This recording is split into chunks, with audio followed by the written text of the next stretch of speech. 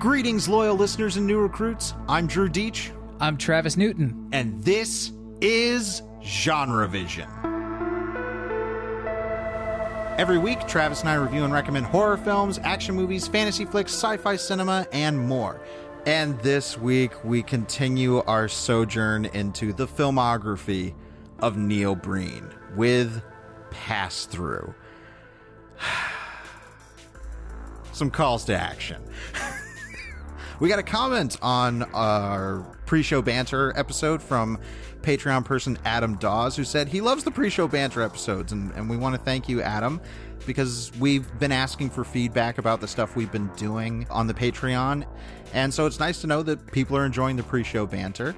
And you can check out all the wonderful Patreon content at patreon.com/genrevision, where you can become a subscriber for just $5 a month, which gives you access to all the wonderful wealth of material that we've made for the Patreon people. That's additional material like extended currently consuming, all that good stuff. Go to patreon.com/genrevision. You can get a taste of all the wonderful material you can get if you just subscribe for $5 a month. And if you're wondering what the pre-show banter is, it's basically just Drew and I shooting the shit before we record an episode of the show. So we just kind of go off topic, and it's us sort of unrestrained by topic and time. Yeah.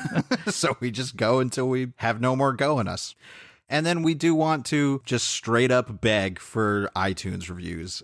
We were lucky enough to get one from listener Caden Version the other week, and we featured it on the show, and we want to thank them again for their review.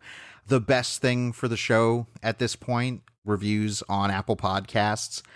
It's going to help us in the rankings for our different categories and stuff, especially now that Apple Podcasts apparently has kind of more specific subcategories. Yeah, it actually helps us rise through the ranks of those subcategories like film review or film history and so on and so forth. So again, Apple Podcast reviews or iTunes reviews, it's kind of one and the same right now. If you open up the Apple Podcast or iTunes app on your Mac, your PC, or your iOS device, search for Genre Vision on the store and then find the leave a review button and tell us what you think of the show. It really does help the show rise through those ranks and bring it to more ears. And we will feature your review on the show. All right.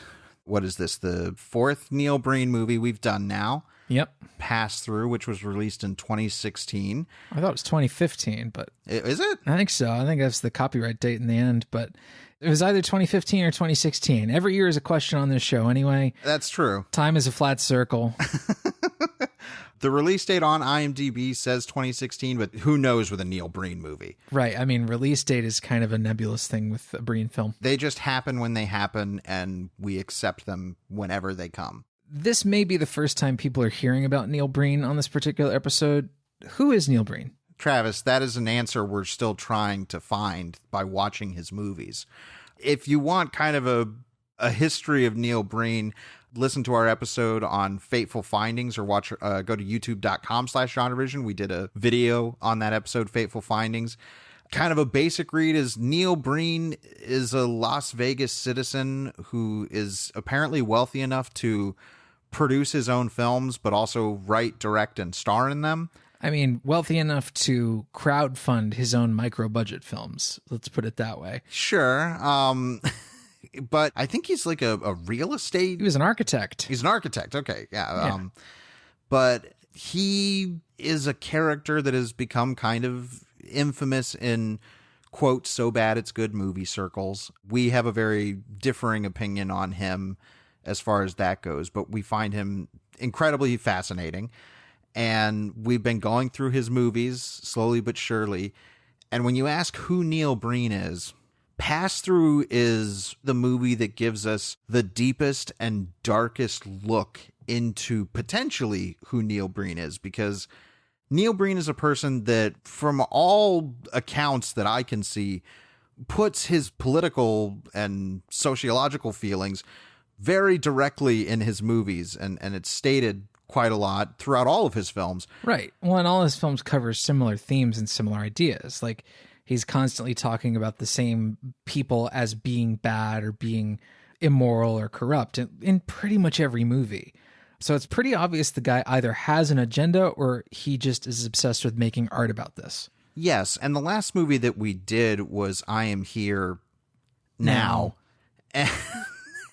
And when we did that, I think I said that I don't know if I just watched a movie or that if I watched a manifesto.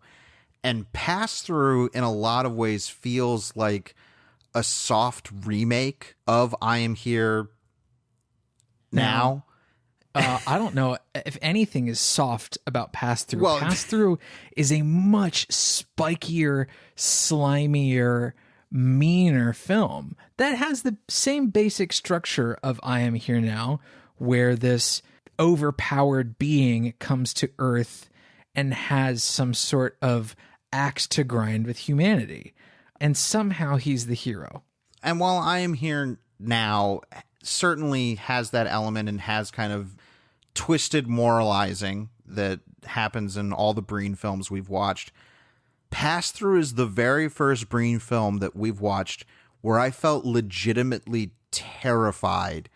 And by this point, Neil Breen as a character, as the character that he's inserting himself into in these movies as some kind of superpowered being, this is the first time where he is an outright, undeniable, terrifying monster. So, before he starts as a terrifying monster, he actually is a different character, or at least that's what it appears. So let's get to who he is in the opening. Well, who he is somebody who likes to stand out in the desert while he gets photographed by a drone. Yeah. I mean, that's who he is through the whole movie, really. But at the beginning of the movie, we come to the deserts outside Los Angeles, which is, of course, a very familiar sight if you've seen Double Down or I Am Here Now. And the deserts of Las Vegas are visited by a red dot incoming through the sky, and this red dot shows up a lot in the movie, and it's difficult to say exactly what the red dot represents, but rest assured, it's important somehow.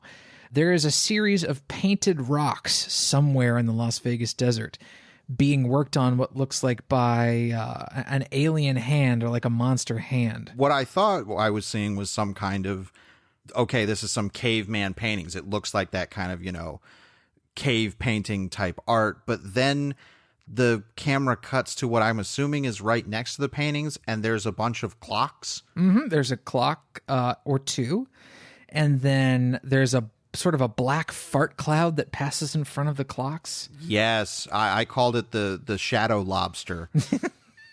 Because it was like looking at a cloud where I'm like, what does that look? It kind of looks like a lobster. This reminded me so much of the opening of I Am Here Now, where we have a figure out in the desert and there's just random like crystals and then some baby heads. I'm like, yeah, this is really vibing on that same kind of energy. Here the symbolism is a lot more simple and elemental, though. It's like clocks, cave paintings, alien hand, and a tiger. Oh. On top of the rocks where the cave paintings are, there is a tiger. Oh, a beautiful. Oh, it's gorgeous. Glorious effect. It's straight out of a green screen library, like a stock library thing that was just in front of a green screen, and it's been composited on. It is a gorgeous, majestic creature, and I'm so happy to see it. Oh, and we'll see more of it. But Neil Breen does start off as a different character in this. He seems to be some kind of homeless person, which I guess in this universe, homeless people just live out in the desert. He's some sort of like desert burnout who lives in like a trailer behind a decrepit pickup truck that has just been sitting in the desert for God knows how long. Yes, I dubbed it Neil's dumpster wagon. I called it the tetanus wagon. It's full of like a really gross mattress. It's not like he bought a mattress for this. It really looks like a dirty, rotten mattress that he just scrounged from somewhere. I mean, I don't know what kind of bugs people got in their orifices thanks to that mattress, but I prefer not to think about it. There's like dirty food cans all around, which should be familiar to anybody that saw Double Down. And in the desert, we meet several groups of characters. So in addition to like this weird, dumpster bum, there are what appears to be like several groups of what look almost like drug smugglers or like coyotes shepherding illegal immigrants, or maybe like border patrol. Or they could be hikers. You're not quite sure at first. It's just sort of people trudging through the desert. And of course, because it's a Neil Breen film, there is like an antelope skull that's watching them. Yeah, it doesn't turn around to look at them, but it might as well. But yes, the imagery that immediately comes up is kind of stereotypical illegal immigration, because every single person, they're all carrying a like water jug. Everybody's got water jugs. And it's like, oh yeah, that's easy shorthand for illegal immigrant.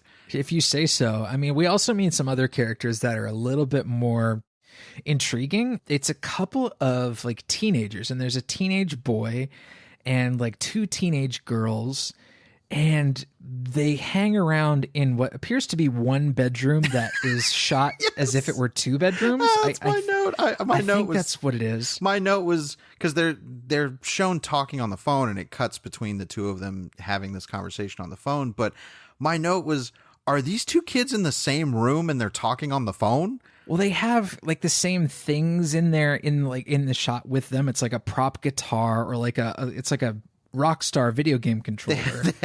And they have the same space posters on the wall.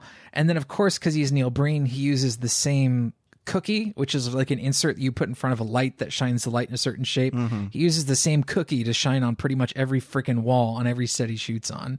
So it looks really as if it's the exact same room.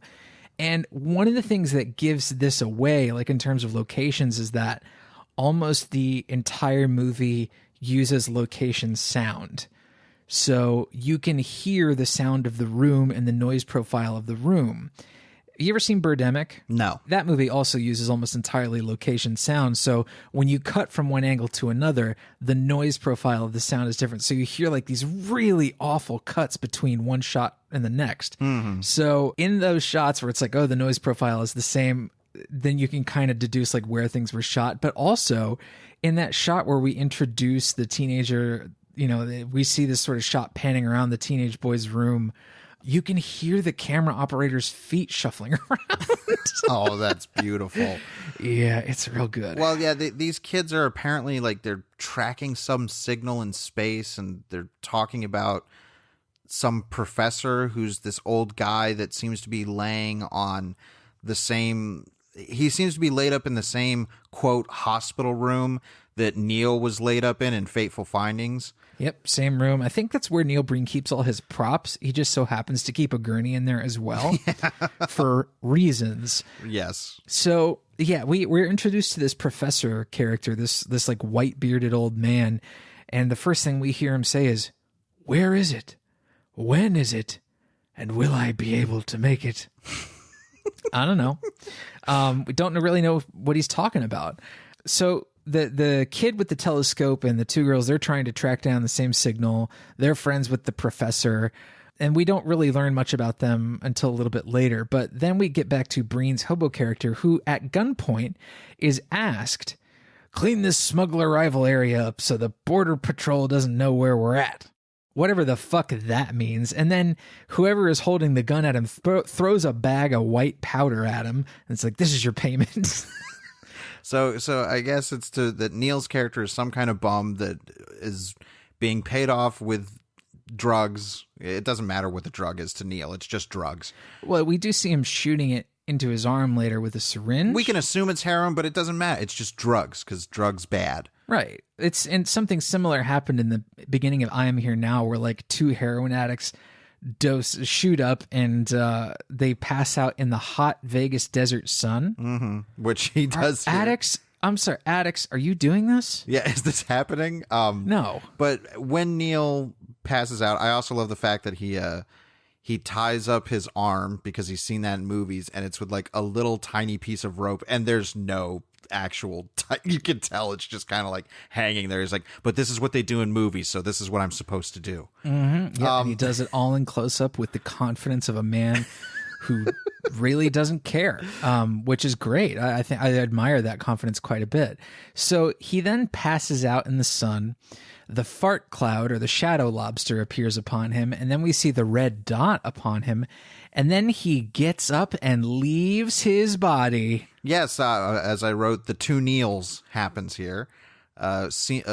Genuinely, like, for Neil Breen, I'm like, this is a decent effect. Yeah, he just freezes that one shot of him on the ground, and then layers gets the up other one behind it. Yeah, somebody had to draw a mat or a mask around that one frame, and he walks around behind it while the still body leaves in the ground. So what you and I think has happened, because it isn't explained 100% in the film, which is okay.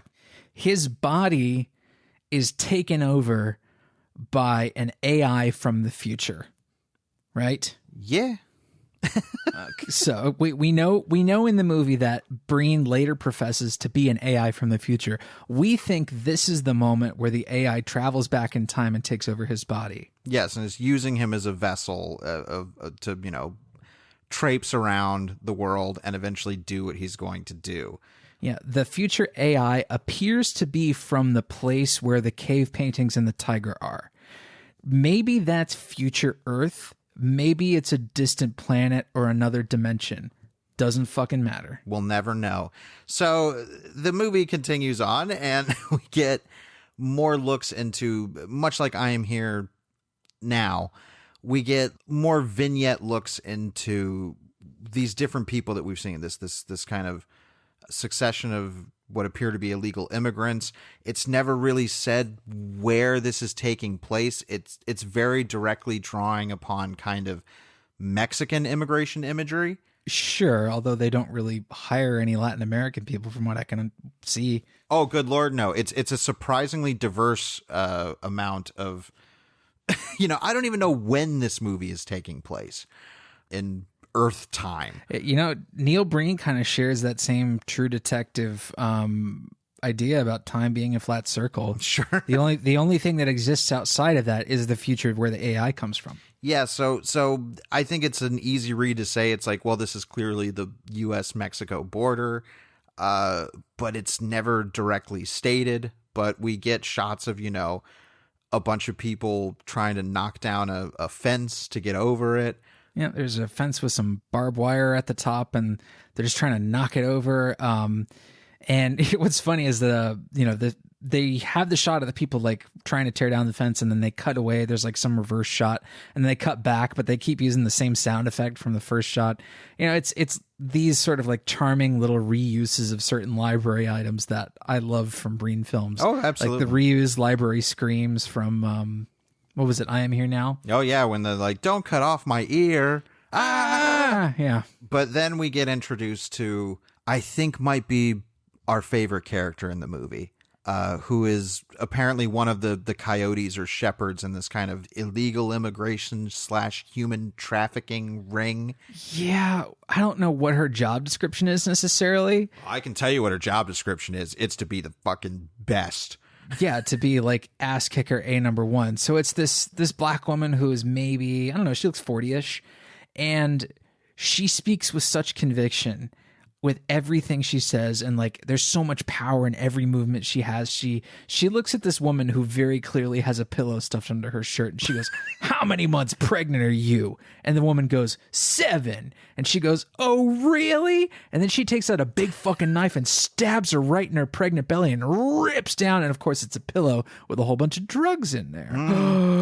And at this moment, I was like, all right, we're maybe 10 minutes in and we've gone full Breen. Well, I mean, I can't sell just how like unhinged her performance is, but she's literally become one of my favorite Neil Breen characters ever. Absolutely, because like following up, because that would be enough. That single moment would be enough. But following up after that, we then see an older woman with a young child, and she is pointing a gun at Grandma. them. Yes, and she is pointing a gun at them, and she's like, "I have no value for you two on the streets." She then shoots the older woman with a delightful, just like pop sound effect. She goes down, and then the kid is like, "You shot her. Why did you shoot her?" And then the woman says again, "Because I have no value for you two on the streets." And then she shoots the kid. Repeated dialogue. I call it poetry. That's a Neil Breen must. If people aren't repeating dialogue in a Neil Breen movie, it's not a Neil Breen movie. Well, I mean, there's repeated dialogue, and then there are dialogue scenes where people are just sort of talking at one another, but not really to one another. Here's an example. One of my favorite scenes in the movie is a scene where we get another introduction to the telescope space kid and one of his female friends. He's on the phone with her, and he goes, "Hey, it's me. Have you written any songs lately?" And she says, I've been working on a couple new songs, and I'm really proud of them. It's... you and I really, really love the work of animator Don Hertzfeldt, who is really great at coming up with fucking nonsense dialogue that is side-splittingly hilarious. And this is like something he does. And the performance, too, it's just like... it's just people reading words. It's not really trying to construct a performance. You know, clearly these are amateur actors, and that's fine. I've been an amateur actor myself. Same. But there's a scene in Donald Hertzfeldt's brilliant Oscar-nominated short film Rejected, where these two stick figures are talking to one another, and it's just they're just saying things to one another, but not having a conversation. And would you like to go see a movie? I'm feeling fat and sassy. Tuesday's coming. Do you remember to bring your coat? I live in a giant bucket. So this is the kind of effect you have in these scenes with these Breen characters just sort of jawing at one another just insanely. There are two women immigrants or smugglers who knows. Two. Please keep the who know, Drew. Who know? Two women escape. I don't know what they were doing before or where they come from. Probably another country. There's a younger black one and then an older one of ambiguous ethnicity, I guess I should say. It doesn't really matter all that much. The black woman goes, "Why are we running?" And the other one says, "We have to keep running. Your mother's my sister. She was murdered. I swore to God I'd take care of you. You're my niece. We have to keep running." Ooh, this is good. I think this is when I realized that I had to tell you were in for something incredible. Just in terms of performance and the level of like plainly expository dialogue. It's delicious. It's delicious. I can't disagree. What's surprising is a lot of this is coming from the non-Neil Breen actors. Mm-hmm. Most of the time where it's like, well, what's Neil Breen doing? But all of this is really, engaging, fun, bizarro stuff from the non-Breens. And then we get back to who Neil Breen is now. We come to find out that the being that he's called is Till, which he says very directly. Till, spelled Thgil, but it's pronounced Till. Well, the reveal of all this is side-splitting and hilarious, but it doesn't happen for a little bit. No, but he runs into these the you're my niece. Yeah, he runs into them and he tries to take care of them, basically. Yes. And he's acting like Yoda did when we first meet him in Empire Strikes Back, where he's like rummaging through all of Luke's stuff, and Luke's like, "What the fuck are you doing, you crazy Muppet?" Well, the nondescript woman is yelling at him, basically like, "We can't stay here. No, it's filthy. We can't stay here." Yelling at him. He's like, "I'll clean it up. I'll clean it up." To which he just starts throwing cans out the fucking door. He's tossing cans out, and then he's just like, "It's clean.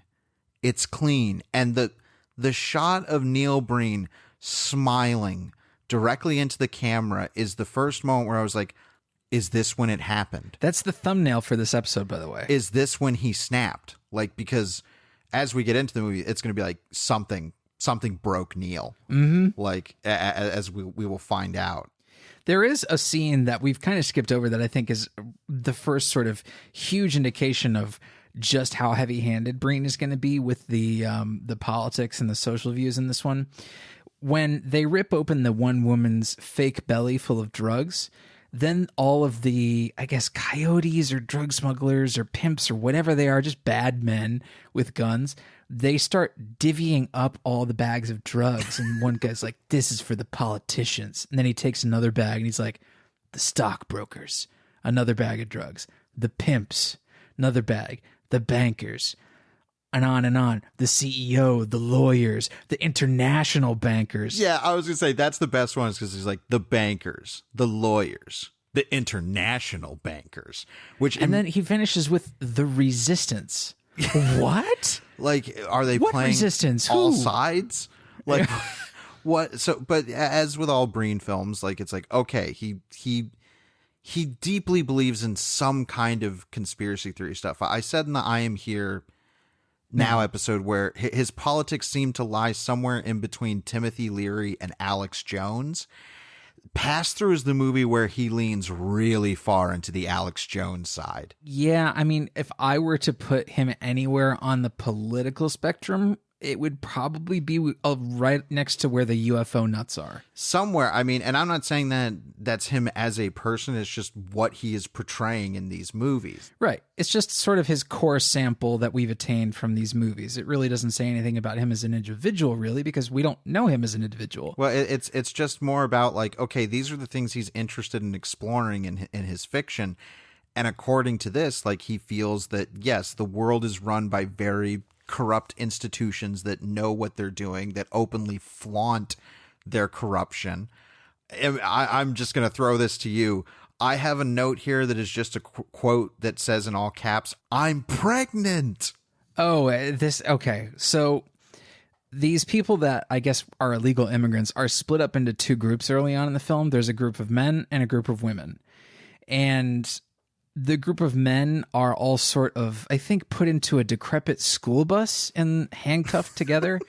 And then all the women are taken to like this decrepit crack house that's run by the boss black lady, who's just awesome. Mm-hmm. And so all of the women are put together in one room. And there's a scene where they all sort of say how miserable they are. And I think this is what you're talking about. Yes, they're all kind of saying, because they cut back and forth between these two groups. And this is another repeated thing where one woman says specifically, like, politicians in my country are corrupt. They killed my husband.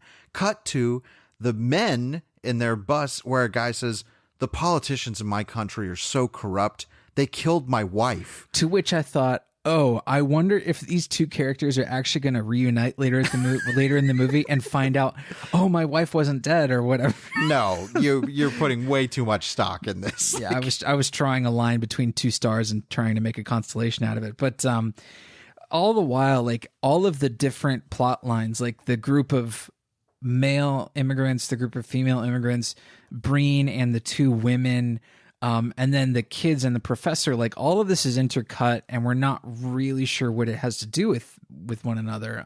It kind of all links up in the end, kind of, sort of, in a Super 8 way, if you get what I mean. Sure. But the kids are trying to track this signal out on the desert, which evidently is, Neil Breen, future AI, Till, whatever his name is, arriving from the future. That's the signal he's putting out, and the kids are picking up on it. There's a scene where the kids go out to the desert, but for some reason there is a connective scene that explains why they're going out to the desert missing. So Breen does his sort of classic double down and I Am Here Now move of having dialogue off screen with other images to explain why characters are doing certain things. Mm-hmm. And one of my favorite repeated lines in the entire flick is the girl says, "He was so sure this was the area." And then the boy says, "He was so sure that this was the area." It's, oh man, even by Neil Breen standards, the repetitive dialogue in this is astounding. Right. Well, and it's not just the repetition, it's the performance of it. Like, just how, like, the line readings are either so close to the original one or they have like the variants, like the so sure that this was the area, like the line reading on that between the girl and the boy is just different enough to make it completely hilarious. But the woman, of course, who says, "You two are of no value to me on the streets." And then later says, "Because I have no value for you two on the streets." She's so on brand. Well, and so let's stay on her because this is the moment. There's always a moment in a Neil Breen movie where I have to walk away from it for a second because I'm just so flabbergasted or I'm laughing so much that it stops me. And we cut back to this crack house that she's, kind of the den mother of. And one of the women has gone into the bathroom and she's the powerhouse woman is just like, "You've been in there too long." And she's just like, "Get out of the shower. You've been in there too long. Get out of the shower." And she opens the door and the woman has hung herself in the shower. And her response is just go, "Oh, damn." all this stuff in this crack house just made me write one note, and it's Orange is the New Breen.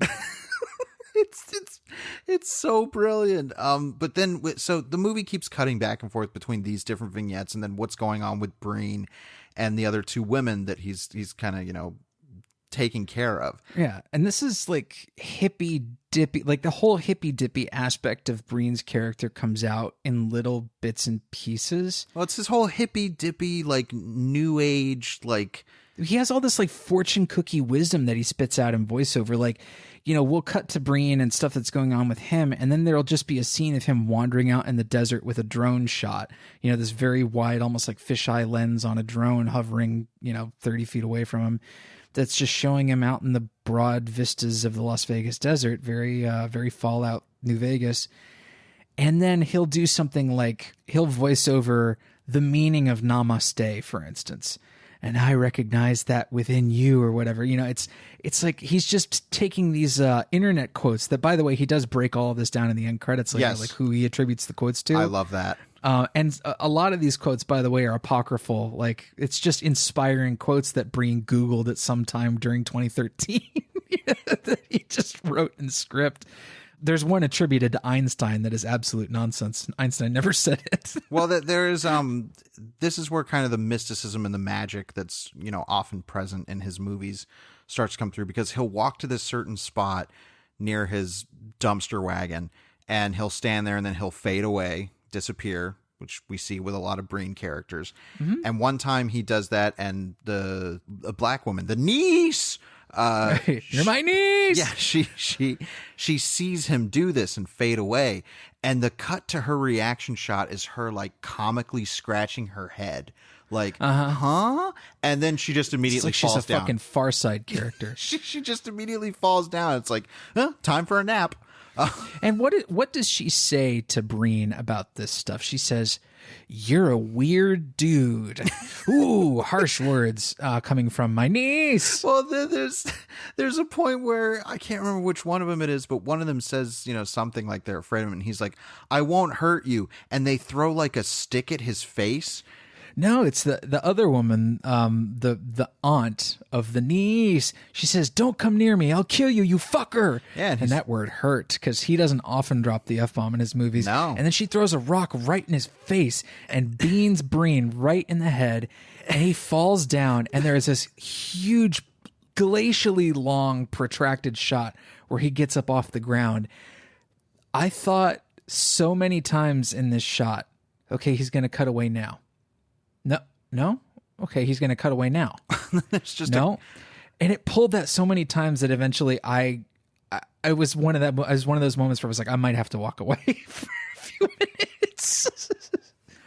There's so many other things. For example, there's a point where there's just a broken down piano in the middle of the desert because, sure, of course there is. One of the women tries to play it and it doesn't work. He's like, try it again. He's like, music is magic. It's universal. Right. And it's like, here's his hippy dippy stuff coming in. So the hippy dippy stuff is like one scene of hippy dippy, and then Till, this character, who we're going to have to talk about how he gets his name. He'll have a scene of hippy dippy, like fortune cookie wisdom, and then he'll swing to like angry Neil Breen shit. And then a scene later, he's back to hippy dippy. You know, he'll do like the music is magic stuff. And then he says like, the only monsters here are the pimps, dealers, smugglers, killing and abusing people, trying to get a better life for themselves, sneaking into this country illegally. And I was like, whoa, Breen. I like that it was sneaking into this country illegally. Oh, okay. Not illegally. It's like illegally. So at this point, the women are curious enough to ask him what his name is. And then he looks down at a pile of trash. And he's cut to a close-up of a container of Dannon Light and Fit yogurt. And I swear to God, the words came out of my mouth where he said, "My name is Light and Fit."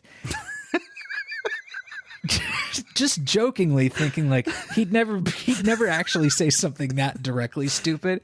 But then he goes, "My name is Till. It's spelled Thgil, but it's pronounced Till." I'm like, It's light. It's light backwards. He literally got his name for a fucking container of yogurt. But that like immediately the woman looks down and looks at it and she's like, Till, your name is light spelled backwards. Right. Well, I mean, that's a few scenes later, but yeah, she figures it out pretty quick. But it's impossible not to make me think of Troll 2, of Nilbog. It's goblin spelled backwards. Yeah. So wonderful. She then asks him, like, once she figures out that his name is light backwards, she then asks him, apropos of damn near nothing, she goes, have you seen the future? And what is his response, Drew? I don't remember. I am the future. Neil Breen's one of these guys that likes to throw a bunch of stuff into his movie that sounds really smart that he has no understanding of. It's pseudo-intellectualism at its absolute best. Well, you know, when he's talking about being from the future and time travel, he'll just say stuff, you know, he's like, dark matter. That's it. Like, that's No, he just says a whole bunch of stuff. String theory. Dark matter. just all this kind of stuff. What is it? Metaphysics. You know, just basically pulling like keywords from smarty pants things he thinks he read. But what really matters is the action that he takes to utilize his powers. For example, standing in a pet cemetery and spinning around in circles. Yes, a giant circle, or no, a giant spiral of stones out in the desert. I wonder how long it took him to build that. It was probably quite a while, but man, that's another one where I'm like, they're going to cut away from him, right? They're going to cut away from him spinning in these circles. No. It reminded me of Too Many Cooks. Right. The scene where the woman is spinning and spinning and spinning. He is out there spinning and spinning in the desert, and it's a drone shot. Eventually, the drone shot pans right away to the vista, and you're like, oh, that's a pretty nice vista, actually. And then the music cue that's playing ends. And then the camera starts panning left again, and the music starts back up again from the beginning, and you're like, fuck, no, please just end the shot. But then we also see him showcasing his amazing powers by levitating some trash in front of the women. That's a fun moment. Yeah, I like that reverse gag. And then now we're going to get into the section of the movie that is the most terrifying thing in the entirety of Neil Breen's filmography that we've seen at this point. So Neil Breen pretty much decides that humanity has really messed up and that there's, you know, all these systems are corrupt and everything. So he, as he says, is going to eliminate hundreds of millions of the human species. There are no groups, classes, races, and cultures. You're all one, but you don't understand that. He's very sort of finger pointy and nasty about it. Oh, he's always, like we've said, he's always moralized. This is the most like fire and brimstone-y he's ever been. But there's even still like one scene before this goes totally off the fucking rails where he goes all sort of hippy dippy and metaphysical. He takes this very serious voice and he explains to the women, I can manipulate the planes of space and time. And then he goes, here, let me show you. And then he picks up a piece of fucking trash off his floor. It's about an 8-inch piece of hose, like garden hose. And then he's like, if now is one end of this hose and the future is another end of this hose. Imagine if you could travel from the future at one end of this hose to the other end of this hose, which is now metaphysics. Dark matter. What if I can manipulate the planes of space and time? By this point, I'm asleep. I'm literally sleeping. It takes some rough order of magnitude around 4 hours for him to explain this hose metaphor. And then he just sort of kind of off the cuff says that he's going to commit genocide. And then he does it. And this is the section of the movie, Travis, where I wish I would have been recording my face because it was stunned terror. So Neil Breen then begins to green screen himself around the world at different Shutterstock photos of what looked like, you know, his idea of rich elite mansions and such. I thought it was one mansion. Like he went to a really lavish party at one mansion and then just interjected in a bunch of conversations with the same people. Possibly. we'll never know. It doesn't matter. It's all metaphor anyway. But yeah, the point is that he goes to this party or parties or groups, and it's, again, these, seemingly well-to-do people openly talking about, we control everything. We control the media, and we're corrupt, and we can, do all of this, to, influence our lobbyists and blah, blah, blah. To which Neil Breen's character will say to people, isn't that corrupt? Mm-hmm. Isn't that cheating the voters? And all this stuff. And then these people are just openly, blatantly, like, all of his characters just saying what they do and feel. And what I love in this moment is all these people are just openly, like, saying what are apparently these giant conspiracy secrets to this guy who just showed up and who manifested a suit outside of their, stock photo mansion. Yeah, he cross dissolves out of his Canadian tuxedo into a suit. Yes, and he walks into this party with all these, these people rubbing elbows, and they're all having conversations that are some variation on the same theme, which is all like, I can do this really bad and immoral thing and get away with it because I'm part of the rich elite. Yes. And he'll go, isn't that corrupt? Real wet blanket, this guy. But what I love is after he does that a couple of times, they have multiple shots of people at the party like, hey, who the fuck is this guy? He's eating all the shrimp cocktail. Who the fuck is this guy? And then Neil Breen walks out of this green screen mansion and he says, what's the exact line where he's like, if it was created by the truth. He says, if it can be destroyed by the truth, it deserves to be destroyed by the truth. And then the mansion blows up behind him. I mean, the Bond theme is being too kind. More so, it should be like Dies Irae. I mean, there's so much like epic piano music in this that's like fake Thomas Newman. It's very offensive. But then we get to my favorite quote set, which is the news show. Oh my God. So it's a news set that's pretty much the same exact sort of like fake news look as the one for Birdemic, which is of course awesome. And then there are two news anchors. There's a woman news anchor and a man news anchor. And one of them says to the other, what an asshole that politician was. And the other one says, I can't believe he just said that. And then, of course, the first one goes, he is so damn extreme and biased. And then they get a special report coming off the airwaves, hot off the presses. It's as if all the harmful people on Earth are disappearing. Oh, they say specifically like I think the term they use is all the high-level criminals in prisons have disappeared. Mm-hmm. And then Breen appears in this station. And one of my favorite moments is they're like, hey, we need to get security in here. And he responds, you won't need security. You're gone. And then they just fade away. They're just gone. This is where he has his complete megalomaniac, fascist, genocidal meltdown. This scene is, like we said earlier, legitimately terrifying. It's chilling. Like, it's genuinely chilling. For him to get, like, so directly angry and basically to say, like, I'm going to act as judge, jury, and executioner. I decide who the bad people are. Humanity is fucked up. The cleanse has begun. Good riddance to all of you who I have deemed immoral. Whoa. I mean, he basically does the same thing in I Am Here Now. Like, granted, by the end of I Am Here Now, the movie says that basically the same thing has happened. But like how angry and how mean-spirited this is, like so directly. Well, it's the directness. It's because this is an elongated sequence where he is, under the pretense of being in a, news station and saying, I've taken over this broadcast and it's broadcasting all over the planet. That's kind of the disguise of letting him basically stare into the camera for 5 to 10 minutes or whatever it is.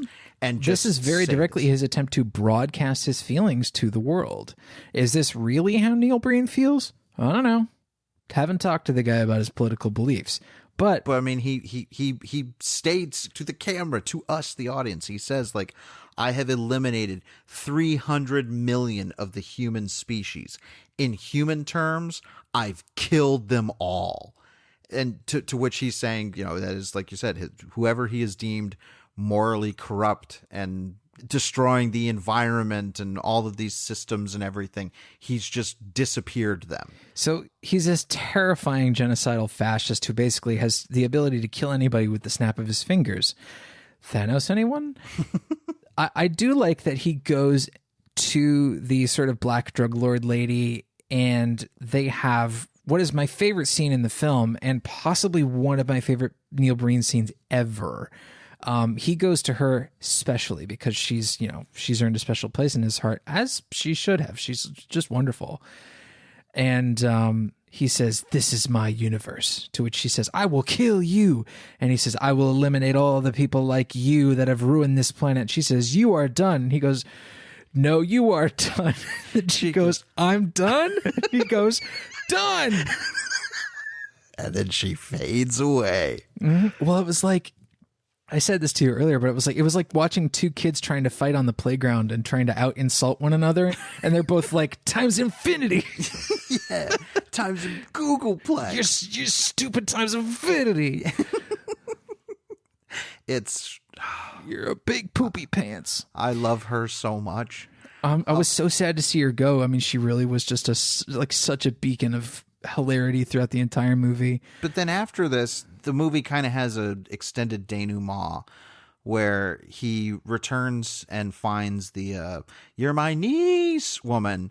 She's with some new guy who's apparently, I don't know, they're like making shadow puppets in a cave or something. And he's like, she goes wandering off one day, like after all the genocide happens, she just wanders off like for no reason other than that. I guess she just wanted to go exploring.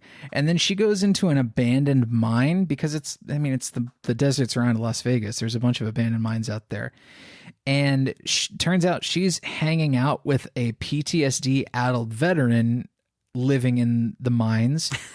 And he's making shadow puppets on the wall and saying stuff like, "Oh God, what the hell does he say?" I love his delivery. He's the creator of the shadows. Yes, he's like, "I'm the creator of the shadows," and I'm like, is he Lobster Shadow?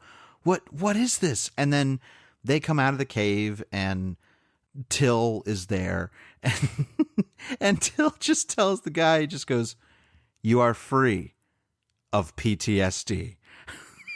He's just apparently cured him magically. Yeah. Oh, yeah. And also, this guy is named Jim, who is one of my favorite characters from Double Down. Jim, how could you have committed suicide? Jim. Oh, you mean from Fateful Findings? Yes, that's right. And then Jim owns Neil Breen's vest from Double Down. Yes, that's right, with all the medals. Yeah, he's very decorated. He's Aaron Brand's vest owner now. Aaron Brand has passed that vest on. So there is one scene that I wanted to mention before this. I don't know how much we want to talk about this, but I found it incredibly odd considering what's going on in our country.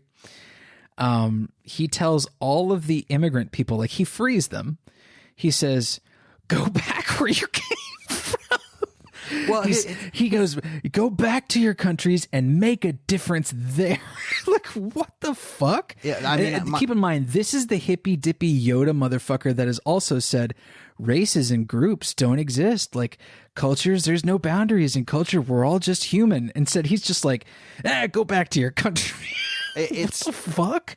Oh my God. It's so bizarre because the character of Till is basically saying, like, you have to, make your countries better places instead of coming, I'm assuming, to America. Again, none of this is ever stated, like, where this could be a fucking future desert apocalypse landscape. It's nowhere Vania. It doesn't matter. Yeah, exactly. But I mean, it's easy to read this as, very direct things. So when he's it's just made comical by the fact that he's sitting in this little like cracked in place with these people yelling at them like, "Go back to your countries." And it's like, whoa. Right. Which is directly contradictory to the idea that like different races and groups and classes and cultures don't really exist. Yeah, that he says you're all one. He reads like the back of a fucking bottle of Dr. Bronner's soap. Total nutcase. But so but I think the greatest and most confounding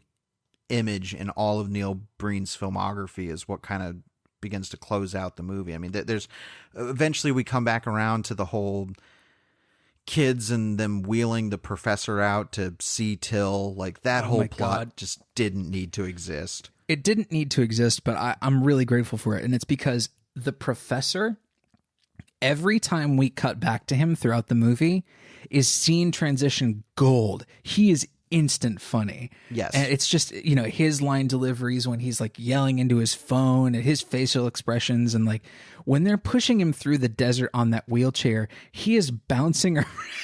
He's bouncing around like he's in a rock tumbler because wheelchairs don't have shocks on them.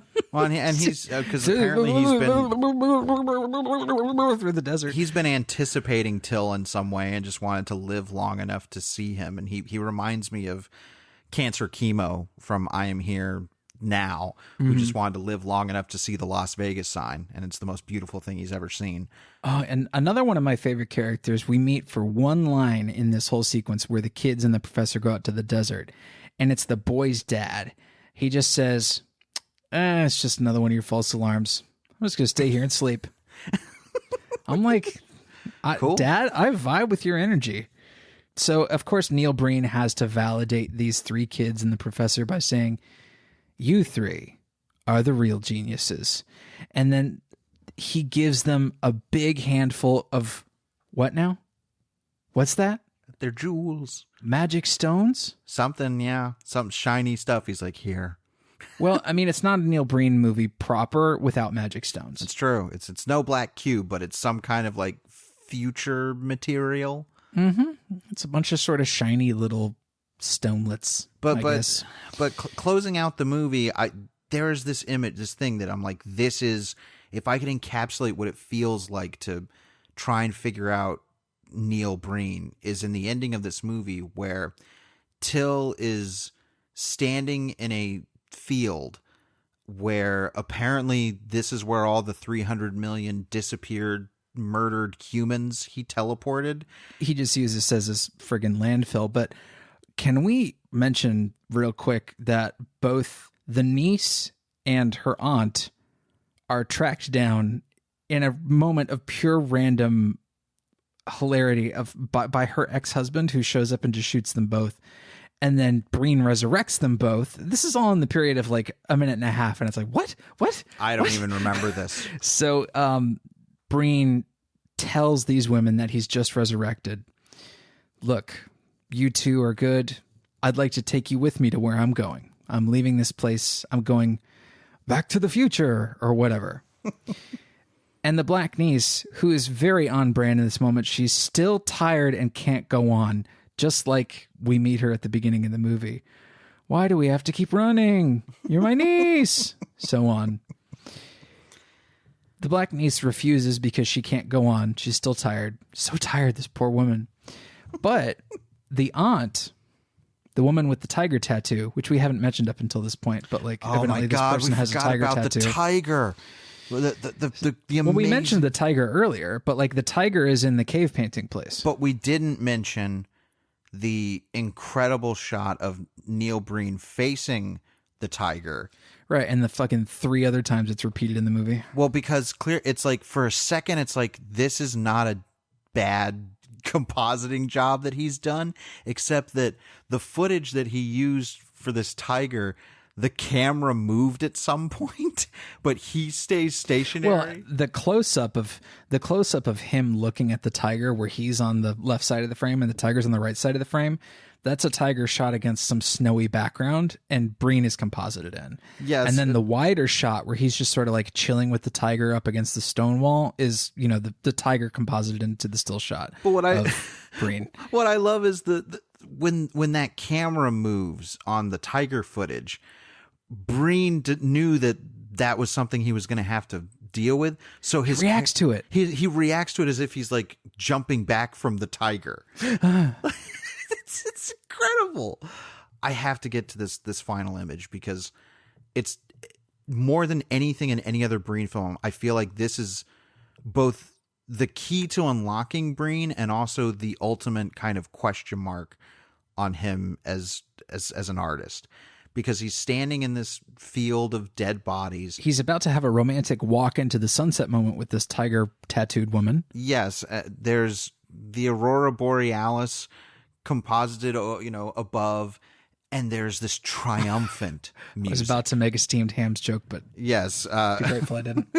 There's this triumphant music playing, like glorious, like heavenly music. Yeah, Till has won. It's exalting Till as this sort of heavenly figure. And it's that's it. Like, that's where the movie ends. And it holds on that shot for a while, and it's like, I don't know how to feel. Like, well, I mean, you're forgetting about the shot where Neil Breen is walking away from the camera through a field of dead bodies, a huge field of dead bodies, and as he walks, the dead bodies slowly start to disappear behind him. Oh my God. And it's like, this guy views this as his triumph. Like, this character is so fucked. And before he takes the woman with him to wherever the hell he's going, the Tiger Zone or whatever, he says to her, "You can teach me about sensitivity and having a conscience." What? Okay, so here's the thing. By a country mile, Pass Thru is the craziest Neil Breen film we've ever done. If you thought Fateful Findings was crazy, Fateful Findings is downright cuddly compared to Pass Thru. But here's the thing. Like, Fateful Findings, that is still a really fascinating, enjoyable, kind of magical experience.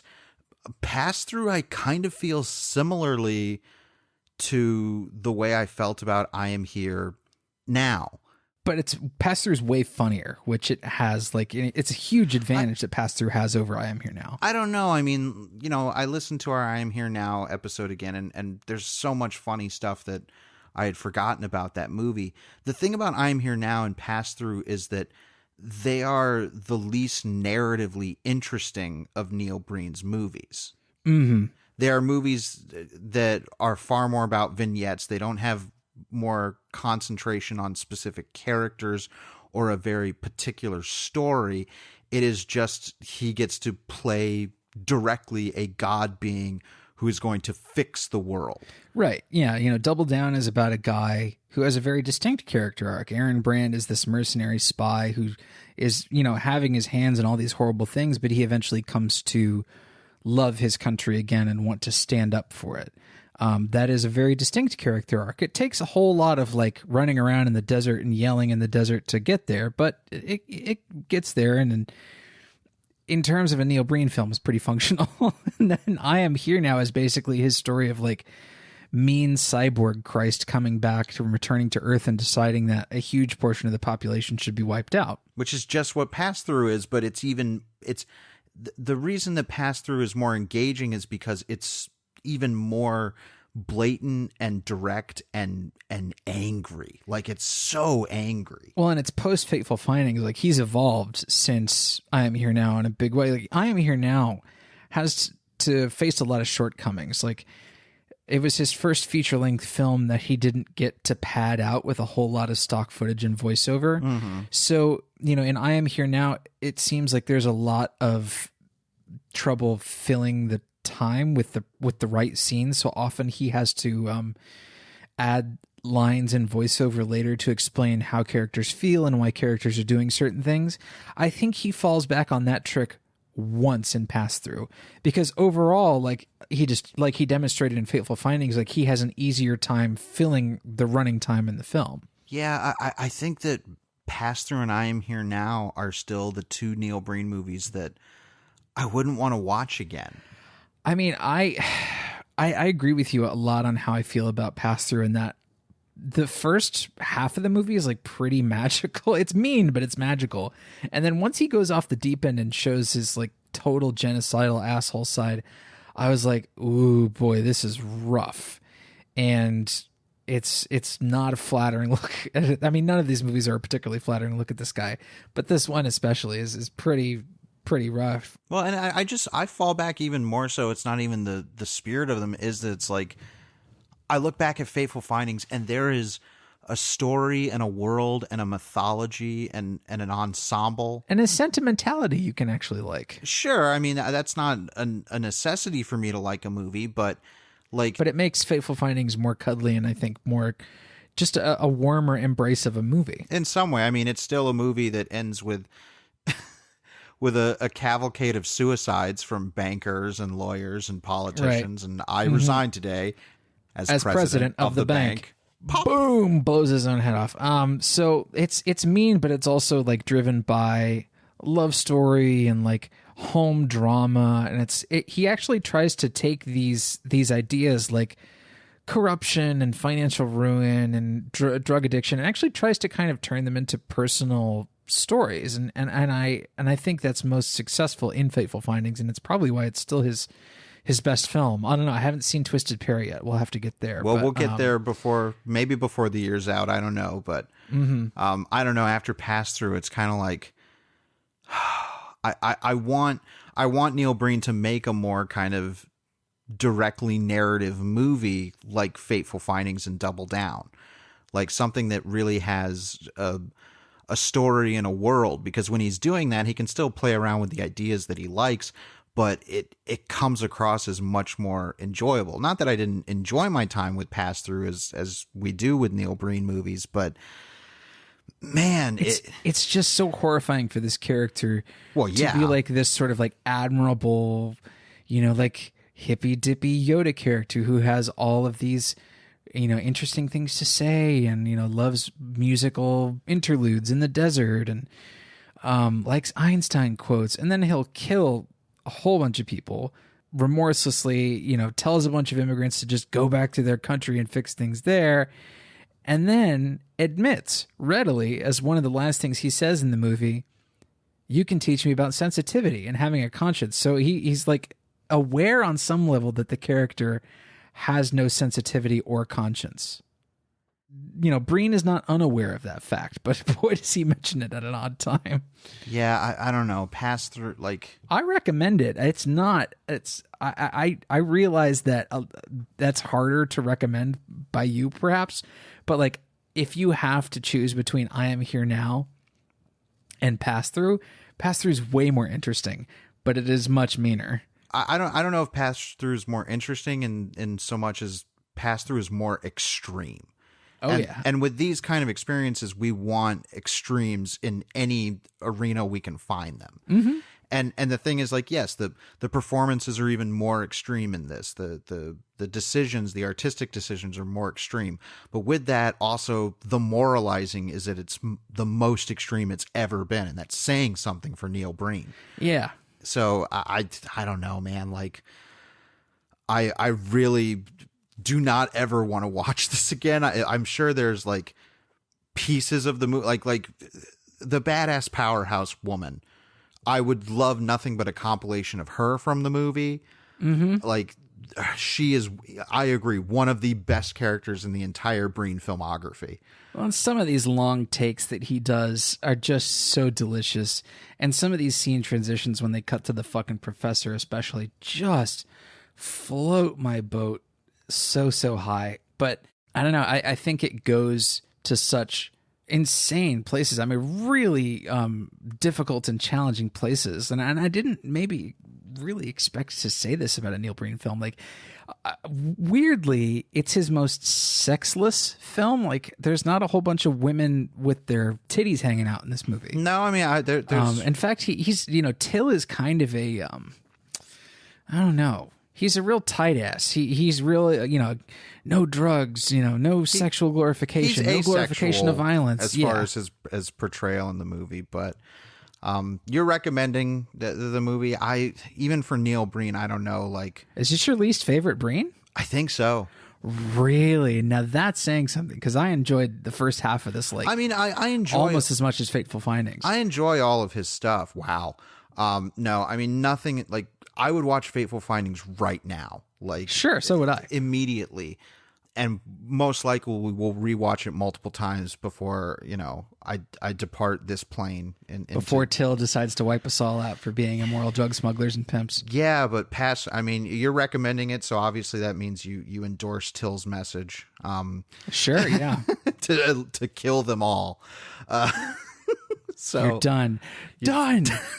I mean, it's like all things, all Neil Breen things. There is enjoyment, but like thinking about having to sit through a lot of that movie again and to be as like I can't say I got to the point of feeling miserable, but I got to a point where I was like, am I like okay with this man? Like it's horrifying. There's really no question that it's horrifying, but like when I think back on classic heartfelt moments like, how many months pregnant are you? 7. Oh, really? Oh, I mean, yeah, like just a compilation of her. If we do a video of this, don't even do a video on the whole episode. Just compile her scenes on the streets. So, yeah, I don't know. I don't know. For Neil, I mean, this was the only Neil Breen movie that when I was done with it, I did feel kind of like, man, I'm kind of bummed out. It really leaves you sort of shaken. And I can't say that about any other Neil Breen film. But it's definitely not its intention. I don't know. No, its intention by the ending where, he is triumphantly strolling through 300 million corpses. Like, he wants it to be like, yeah, you did the right thing, Till, spelt Thgil. I felt similarly at the end of this movie as I did with Hereditary, where the end of Hereditary is this huge exaltation, this very triumphant music over this horrific nightmarish imagery.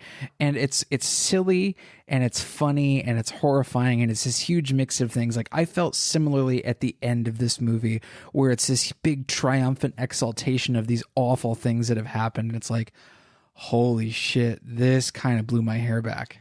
All right. Well, let's go to the shelf. I can't think about this movie anymore. So we'll go to the shelf where we pick a movie to act as a good pairing or substitute for our main topic. And as always, we want to encourage you loyal listeners to comment on the post for this episode with your own shelf picks. Travis, what are you going to pull off the shelf for Pass Thru? Judge Dredd. Please explain. So Judge Dredd is a story about characters that are judge, jury, and executioner.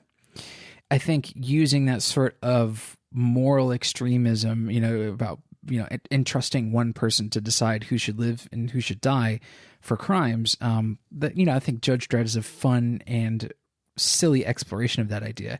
Of course, I'm not talking about Dredd with Carl Urban. I'm talking about the Sly Stallone movie with Armand Assante. Ugh. Well, I think you could even similarly with Pass Thru, like by the end of that, it's like, no, yay, he's the hero and he's driving off into the sunset with the girl in Judge Dredd. And it's like, but he's just going to go be judge, jury, and executioner again. Like nothing's changed.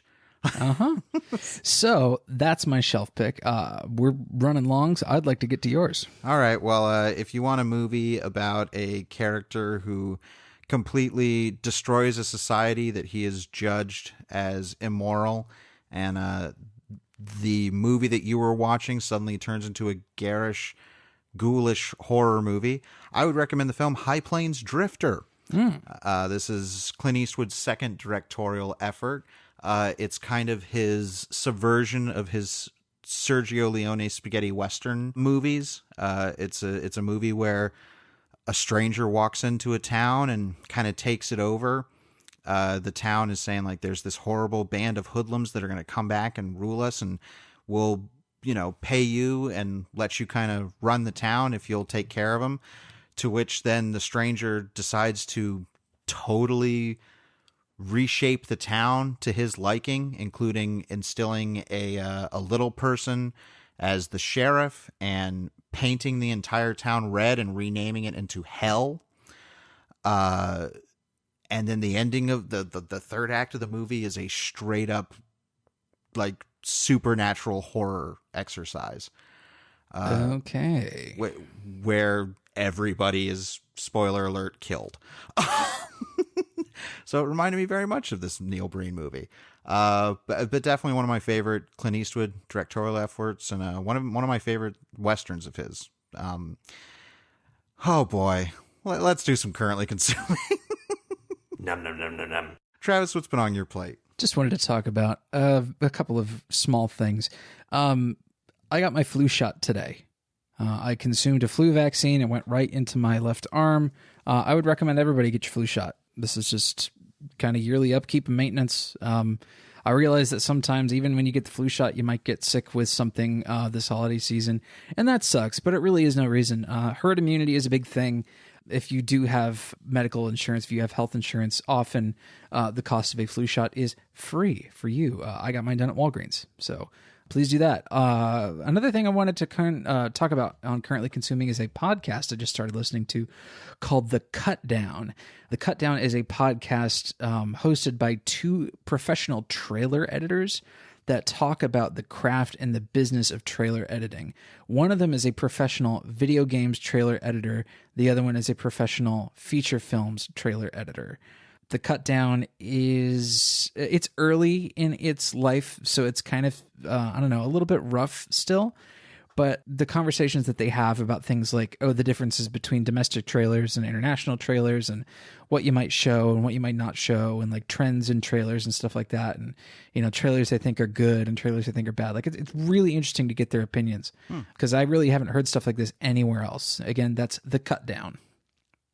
That's all I have to talk about on Currently Consuming. Well, I had a double feature, Brian De Palma double feature, filling in two gaps in his filmography for me, and two very similar films in his filmography.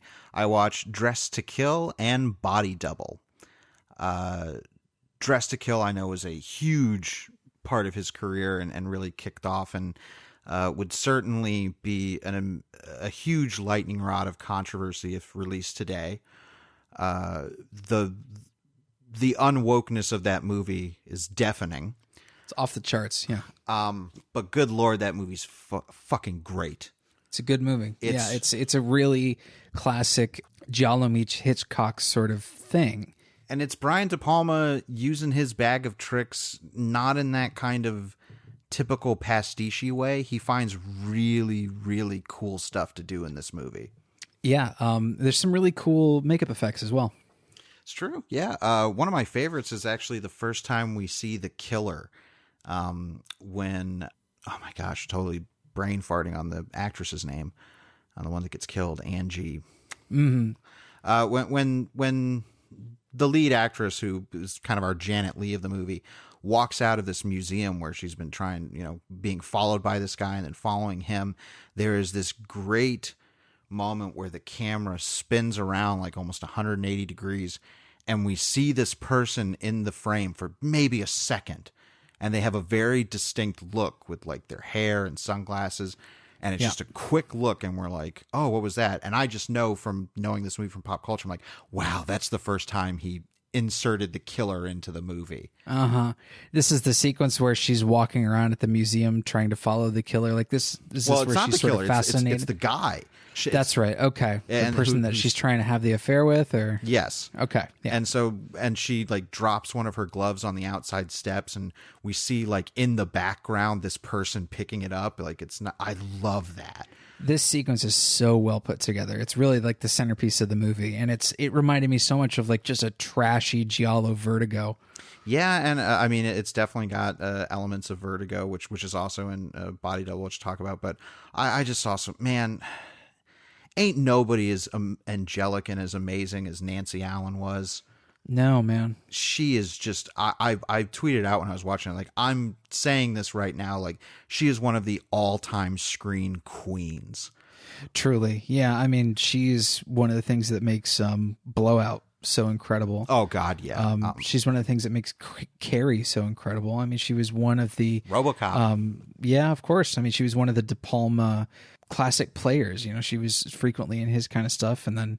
was married to him for a while. Yeah, we definitely can't ignore that. But in his more lurid movies, she's kind of a necessary presence, I feel. Agreed. And talking about lurid, a Body Double, which, my God, I really liked this movie. Dressed to Kill is the better movie, but Body Double is just De Palma getting to be his absolute sleaziest. Mm-hmm. But he's still Brian De Palma, so he can't help but be incredibly skilled at it. Man, what a great movie. That, I mean, if the wokeness quotient on Dressed to Kill was, bottom rung, this is like, dug down to the core of the earth with Body Double. Even at the time, it was horrendously shredded to pieces by critics and by women's groups and all this kind of stuff. And Body Double is just, I don't think I've seen any other De Palma movie that kind of pinpoints exactly what he loves about this kind of filmmaking more than Body Double. Like, it's every bit of Hitchcock. You know, he throws in Rear Window and Vertigo and everything into this kind of mishmash. And he somehow manages to kind of sully it all. Like, it's just such a sleazy movie. But it's great. I mean, Melanie Griffith is so good. Clark Gregg, super young Clark Gregg, is wonderful in the movie. The sets, the color, it's such a great movie to look at. It's poking fun at Hollywood. And, you know, like, I love that it opens with this, you know, sleazy, trashy vampire horror movie with, you know, the credits are dripping blood. Like, it's wonderful. It's his ode to trash in a weird way, but he can't help but be classy about it. Both. I'm really glad I finally got around to both of those. And let's end things with our Comment of the Week.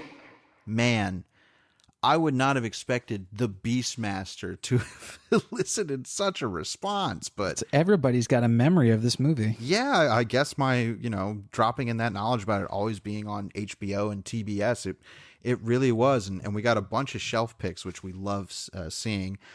Stephen Nesbella said his shelf pick is Deathstalker, which is one of the movies I should have mentioned. It's absolutely in that same ilk, where he says, blonde muscle guy twirling a sword, check. Frank Frazetta looking VHS cover, check. Probably doesn't hold up, also check. There are 4 Deathstalker movies, and I think there's 3 Beastmaster movies. So, what? I only knew of 2 Beastmaster movies, and I only knew of 2 Deathstalker movies, so this is news to me. Yeah, don't worry about it. Okay.